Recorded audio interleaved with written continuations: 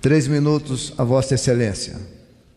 Senhor presidente, colegas deputados, deputadas, eu quero aqui apenas para chamamento de uma reflexão, colocar um áudio que eu vejo como importante nesse momento. A expectativa de vida no Nordeste está na casa dos 70 anos de idade.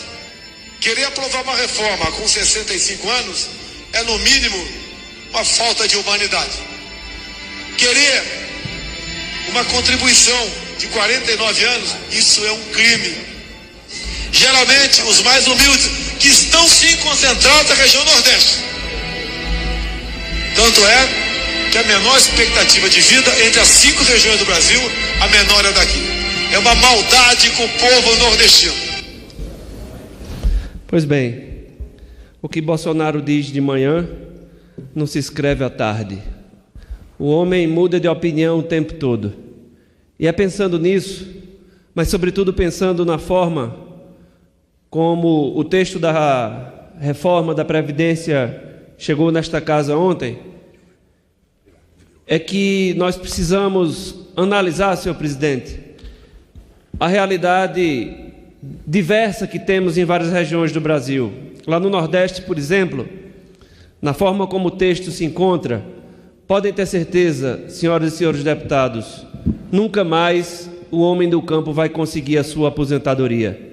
Isso é um desatino, isso é um desrespeito. O presidente Bolsonaro se apresentava como um candidato destemido e que iria chamar o feito à ordem na campanha eleitoral, se colocava dessa forma. E aí eu pergunto, atribuir àqueles que não têm culpa dos erros cometidos no passado, por exemplo, os grandes devedores, como ficarão nesse jogo? O presidente Bolsonaro vai cobrar dos grandes devedores, os bancos, os banqueiros que faturam bilhões de reais a cada ano. Como esses ficarão? Como ficarão os professores do nosso país? Como ficarão aqueles que deveriam ter uma atenção especial por parte do poder público? Realmente nos preocupa muito. Eu imagino que esta casa terá que repetir a dose como fez esta semana, derrotando o governo.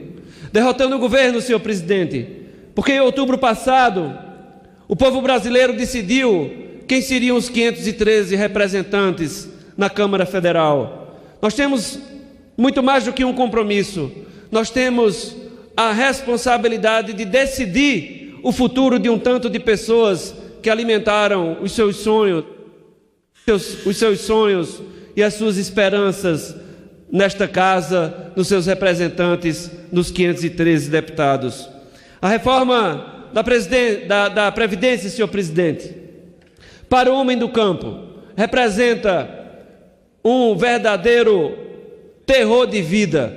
Antes bastava comprovar a condição de agricultor, 15 anos de comprovação.